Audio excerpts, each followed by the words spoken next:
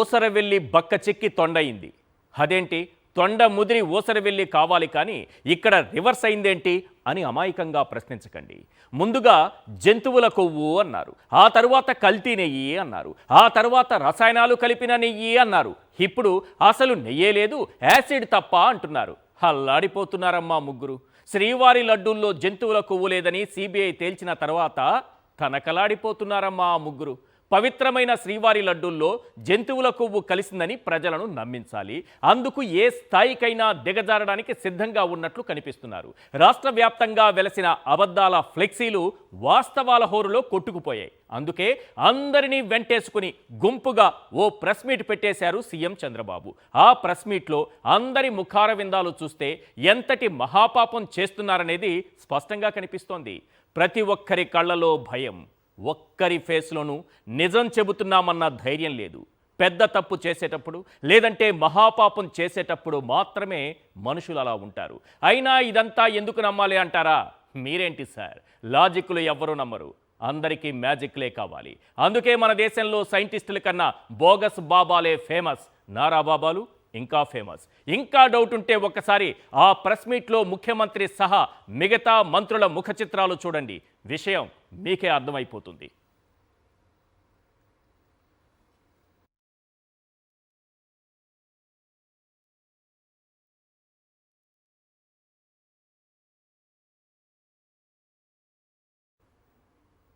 చూస్తున్నారుగా, ఏదైనా పెద్ద అబద్ధం చెబుతున్నప్పుడు, మహాపాపం చేస్తున్నప్పుడు, అబద్ధం చెబుతున్నప్పుడు ధైర్యం ఉండదు. మనకి సినిమా డైలాగ్ ఇది, ఓ సినిమాలో డైలాగ్ ఇది. ఏదో తప్పు చేస్తున్నప్పుడు మాత్రమే మనుషుల్లో అలాంటి ఫీలింగ్స్ కనిపిస్తూ ఉంటాయి. ఇక్కడ చూడండి, ఎవ్వరి ముఖంలోనూ నిజం చెబుతున్నామన్నటువంటి ధైర్యం కనబడట్లేదు, మహాపాపం చేస్తున్నామా అన్నటువంటి భయం మాత్రమే ఉన్నట్లుగా కనిపిస్తోంది. ఇక్కడ చాలామంది కూర్చున్నారు, మంత్రులు, ముఖ్యమంత్రి గారు ఉన్నారు, ఉప ముఖ్యమంత్రి గారు ఉన్నారు, ముఖ్యమైన మంత్రి గారు ఉన్నారు, మంత్రి పార్థసారథి ఉన్నారు, మంత్రి సత్యకుమార్ ఉన్నారు, మంత్రి పయ్యావుల కేశవ్ ఉన్నారు, బీజేపీకి సంబంధించినటువంటి రాష్ట్ర అధ్యక్షులు మాధవ్ ఉన్నారు. ఎవరున్నా సరే వీరందరూ ఎలా ఉన్నారంటే ఏదో తప్పు చేస్తున్నట్టుగా, ఏదో పాప భీతి వెంటాడుతున్నట్టుగా అందరూ కూడా. మీరు కావాలంటే మళ్ళొక్కసారి ఆ దృశ్యాలను మీకు కనిపిస్తాయి, సోషల్ మీడియాలో చూసుకోవచ్చు, యూట్యూబ్లో చూసుకోవచ్చు, ఎక్కడైనా చూసుకోవచ్చు. ఒకసారి చూడండి. నిజంగానే తిరుమల లడ్డూల్లో జంతువుల కొవ్వు ఉందని సిబిఐ రిపోర్ట్ ఇచ్చి ఉంటే అందరి కళ్ళలో ఈ అసంతృప్తి, అసహనం, ఆక్రోశం ఎందుకు? వరుసగా ఈ భేటీలు ఎందుకు? ఈ ప్రెస్ మీట్లు ఎందుకు? ఈ ఏకసభ్య కమిషన్లు ఎందుకు? మళ్ళీ విచారణలు ఎందుకు? కోర్టులకు అదనపు సమాచారం ఇస్తామని ప్రకటనలు ఎందుకు? రాష్ట్ర వ్యాప్తంగా ఈ ఫ్లెక్సీలు ఎందుకు? ఏఐ వీడియోలతో తిరుమల పవిత్రతను దెబ్బతీస్తూ ఈ దుష్ప్రచారాలు ఎందుకు? డైవర్షన్ కోసం ప్రతిపక్ష నేతల ఇళ్లపై దాడులు ఎందుకు? వారిపై తప్పుడు కేసులు ఎందుకు? ఈ అరెస్టులు ఎందుకు? నిజానికి వీళ్లకు అర్థం కాని విషయం ఏంటంటే ఆ దేవదేవుడు ఎప్పుడో తీర్పు చెప్పేశాడు. జంతువుల కొవ్వు అనేది ఒక తప్పుడు ప్రచారమని సిబిఐ రిపోర్టుతో తేల్చేశాడు. అయినా ఆ జంతువుల కొవ్వు ఉందని అందరినీ నమ్మించేందుకు ఎందాకైనా అన్నట్లుగా ఈ చంద్రబాబు ప్రభుత్వం వ్యవహరిస్తోంది. రామతీర్థంలో రాముడి విగ్రహం తల నరికారని పవన్ కళ్యాణ్ అంటున్నారు. అలా తల నరికిన వ్యక్తికి చంద్రబాబు సీఎం రిలీఫ్ ఫండ్ నుంచి 5 లక్షలు ఇప్పించి దాని వెనుక ఎవరున్నారనేది చెప్పకనే చెప్పేశారు సార్. రాముడి విగ్రహం తల నరికిన వ్యక్తికి 5 లక్షలు సీఎం రిలీఫ్ ఫండ్. మీకు అర్థమైందా ఇప్పుడు? ఈ విషయం పవన్ కళ్యాణ్ గారికి తెలియకపోవచ్చు. ఎవరైనా ఆ పార్టీ ముఖ్య నేతలున్నా, నిజంగా దేవుణ్ణి నమ్మేవాళ్ళు, పవన్ కళ్యాణ్ కుటుంబం కాకుండా వాళ్ళు నమ్మే విధానం వేరే ఉంటుంది, అది నేను చూపిస్తాను. ఆ కుటుంబాన్ని పక్కన పెట్టి మిగతా ఆ పార్టీకి సంబంధించిన నాయకులు ఎవరైనా నిజంగా దేవుడిపైన భక్తి ఉంటే, హిందూ ధర్మం పైన ఒక నమ్మకం ఉంటే చెప్పండి ఆ విషయాన్ని.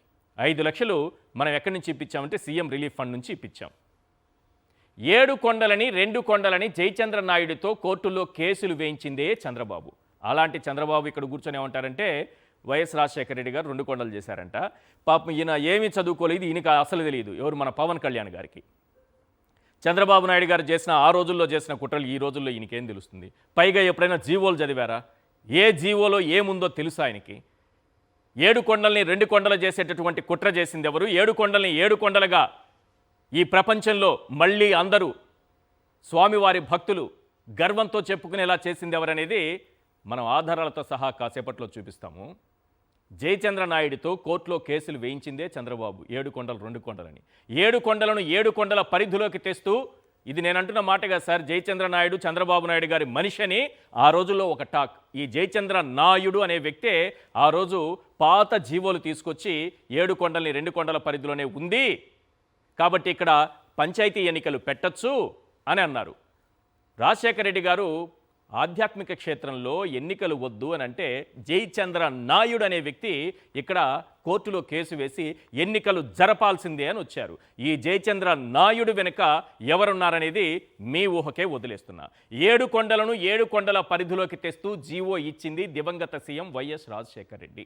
అంతేకాదు, తిరుమలలో అన్యమత ప్రచారాన్ని నిషేధిస్తూ జీవో తీసుకొచ్చింది కూడా రాజశేఖర రెడ్డి గారే. ఇక బోలే బాబా అంటున్నారు. మీరు చూడండి, ఈరోజు మొత్తం ప్రెస్ మీట్ చూడండి. సిబిఐ రిపోర్ట్ని చేతిలో పట్టుకుని ఈ పేజీలో ఇది రాసింది సిబిఐ, మేము చెప్పిన ఆరోపణలకు ఇది రుజువని ఒక్కరు కూడా మాట్లాడలేదు సార్. ఒక్కరు కూడా మాట్లాడలేదు. ఒక్క పేజు చూపించలేకపోయారు. ఎస్, జంతువుల కొవ్వు ఉంది, ఇది సిబిఐ ఇచ్చినటువంటి రిపోర్ట్ అని ఒక్క కాపీ 219 పేజీల్లో ఒక్క పేజీలో అయినా ఉంటే వీళ్ళు చూపించుంటే ఇంకా బాగుండేది. ఎంతసేపు ఏం చెప్తున్నారంటే బోలే బాబా అని అంటున్నారు. పాపం సత్యకుమార్ గారు, ఆయనకి బోలే బాబా గురించి ఏం తెలుసు? మామూలుగా వైఎస్ఆర్సీపీ నాయకులు ఏమంటారంటే ఆయనకి ధర్మవరం సరిహద్దులే తెలియదు, బోలే బాబా గురించి ఆయనకేం తెలుస్తుంది? ఆయన నియోజకవర్గం సరిహద్దులే ఆయనకి తెలియని వ్యక్తి ఆయన, పాపం అమాయకులు, ఆయనకి తెలియదని అంటారు. ఆ విషయాన్ని పక్కన పెట్టేద్దాం. అసలు బోలే బాబాని తెచ్చింది ఎవరు? ఆ బాబా వెనుకున్న అసలు బాబా ఎవరు? ఇప్పటికే ఆధారాలతో సహా బయటపడింది. ఒకసారి ఆ బోలే బాబాకు సంబంధించి ఎప్పుడు అనుమతులు ఇచ్చారు స్క్రీన్ పైన చూపించండి సార్. దేవుడి ముందు దేవుడికి సంబంధించి ఎన్ని అబద్ధాలు చెప్తున్నారంటే వీళ్ళు చెప్పేటటువంటి అబద్ధాల చిట్టా ఒక్కసారి చూడండి. బోలే బాబా హర్ష్ ఫ్రెష్ డైరీ ఒకప్పుడు పేరు. ఆ సంస్థకు నెయ్యి సరఫరా చేయడానికి టెక్నికల్గా అన్ని అర్హతలు ఉన్నాయని టీడీపీ ప్రభుత్వంలో మే 29, 2018 ఒక తప్పుడు నివేదిక. ఇప్పుడు అతనికి పాలు సేకరణ చేయట్లేదు, అతను ఏవో రసాయనాలతో తయారు చేస్తున్నారన్నారు కదా, అలాంటి వ్యక్తికి నెయ్యి సరఫరా చేయడానికి అర్హత కలిగి ఉన్నాడు, అతనికి ఆ సామర్థ్యం ఉంది ఆ సంస్థకని ఆ రోజు ఒక టెక్నికల్ టీం దాన్ని సందర్శించి ఈ బోలే బాబా హర్ష్ ఫ్రెష్ డైరీని సందర్శించి వాళ్ళకు ఒక సర్టిఫికేట్ ఇచ్చింది. ఎస్, వీళ్ళు నెయ్యి సరఫరా చేయగలరు, వీళ్ళకి ఆ సామర్థ్యం ఉందని. ఎప్పుడు సార్ అది? మే 29, 2018. 2018లో ఎవరు సార్ బాబా? సత్యకుమార్ గారు. అప్పుడు బాబా ఎవరు? బోలే బాబాకి సహకరించిన బాబా ఎవరు? మీకు అర్థమైపోయింది కదా. అప్పుడు ముఖ్యమంత్రిగా చంద్రబాబు నాయుడు గారు ఉన్నారు. కాబట్టి సత్యకుమార్ గారు సత్యమే మాట్లాడితే మంచిది, అసత్యకుమారుగా మాట్లాడకూడదు. ఆయన ఎందుకంటే మంత్రి గారు కదా, అలా తప్పులు ఎప్పుడు మాట్లాడకూడదు. ఇవన్నీ కూడా మనకి సిబిఐ రిపోర్ట్లో కనిపిస్తుంది సార్, ఒకసారి చూసుకోండి సార్. 2018లోనే ఈ బోలే బాబాని తీసుకొచ్చినటువంటి వ్యక్తి మన చంద్రబాబు నాయుడు గారి ఆధ్వర్యంలోనే జరిగింది. నెక్స్ట్, అయోధ్యకు 1,00,000 లడ్డూలు కల్తీ నెయ్యితో జంతువుల కొవ్వుతో తయారు చేసినటువంటి 1,00,000 లడ్డూలు పంపారని మా పవన్ కళ్యాణ్ గారు మెట్లు కూడా కడిగారు, వేషం వేశారు. వేషాన్ని ఇప్పుడు ఇప్పేశారు. వాళ్ళ అన్నయ్య తమ్ముడు, ఆయన అన్నయ్య నాగబాబు, ఆయనకు కూడా ఒక కొత్త వేషం తగిలించారు. ఆయన కూడా ఇప్పుడు కొత్త ముసుగేసుకొని వస్తున్నారు. వాళ్ళందరి జాతకాలన్నీ కూడా కాసేపట్లో విప్పుదాం మనం. అయోధ్యకు కల్తీ నెయ్యితో చేసిన 1,00,000 లడ్డూలు పంపారని పచ్చి అబద్ధం. ఒక్కసారి చూడండి. ఇది సిట్ విచారణ సాగే కొద్దీ వెలుగులోకి విస్మయకర వాస్తవాలు. వైకాపా హయాంలో టీడీపీ నిలుపుదొడిచిన బోలే బాబా డైరీకి సంబంధించి వార్తను రాస్తూ మా ఈనాడు దినపత్రికలో రామోజీరావు గారు రాస్తూ సిబిఐ విచారణలో ఏం తేలిందయ్యా అంటే అయోధ్యకు వెళ్ళినటువంటి లడ్డూల అంశంలో నేను ఇది ఈనాడు దినపత్రిక చూపిస్తున్నా, జాగ్రత్తగా గమనించండి. ఇందులో ఏం రాశారంటే 2024 జనవరిలో అయోధ్య రామాలయ ప్రారంభోత్సవానికి టీటీడే అంటే తిరుమల తిరుపతి దేవస్థానం 1,00,000 లడ్డూలు పంపింది. నాణ్యత గురించి ప్రశ్నలు వస్తాయనే ఉద్దేశంతో దానిని నాణ్యమైన నెయ్యి కొంది. ఏం రాసినా, ఇటు రాసినా అటు రాసినా నాణ్యమైన నెయ్యితోనే 1,00,000 లడ్డూలను తయారు చేసి పంపించారు. రామేశ్వరరావు గారు, తర్వాత ఇంకొక డైరెక్టర్ ఉన్నారు, వీళ్ళిద్దరూ కలిసి సౌరభ్ సౌరభ్ గారు, రామేశ్వరరావు గారు వీళ్ళిద్దరూ బోర్డు మెంబర్లుగా ఉన్నారు. బోర్డు మెంబర్లుగా ఉన్న వీళ్ళు ఇచ్చి ప్రత్యేకంగా భక్తి శ్రద్ధలతో చేసినటువంటి అంశం. అది కూడా సిబిఐ తేల్చేసింది.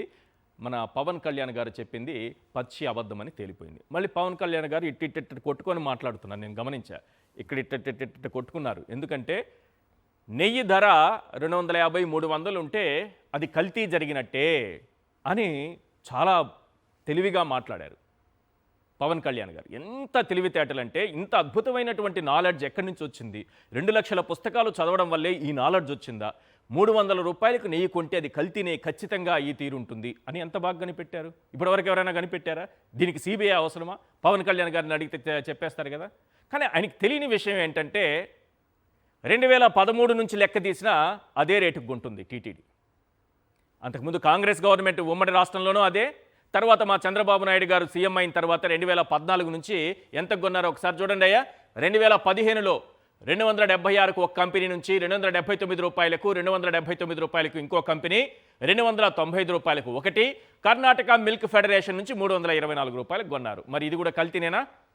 పవన్ కళ్యాణ్ గారు ఇలా కొట్టుకొని ఒకసారి ఆన్సర్ చెప్పండి సార్.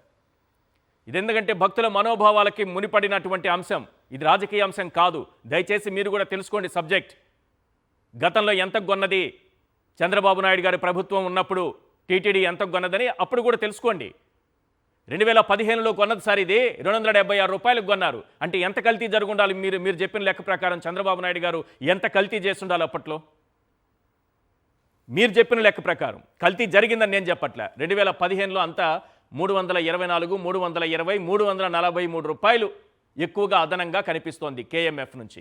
2018లో 320 రూపాయలకు కనిపిస్తోంది. అత్యధికంగా 384 రూపాయలకు క్వాలిటీ లిమిటెడ్ న్యూఢిల్లీ నుంచి కొన్నారు సార్. టెండర్లు ఇవన్నీ టెండర్లు వేసి వచ్చినవే. 2018లో 355 రూపాయలు దొడ్ల డైరీ నెల్లూరు వాళ్ళు సరఫరా చేశారు. మిగతావన్నీ కూడా 344 అలా ఉన్నాయి. 2019 జనవరి కేఎంఎఫ్ 324 రూపాయలు. 2019 ఆగస్టు అంటే జగన్మోహన్ రెడ్డి గారు ముఖ్యమంత్రి అయిన తర్వాత కొత్తగా వచ్చినటువంటి బోర్డులో కొన్నది 389 రూపాయలకు. అలాగే alpha milk foods private limited 475 రూపాయలు, కర్ణాటక మిల్క్ ఫెడరేషన్ 477 రూపాయలు.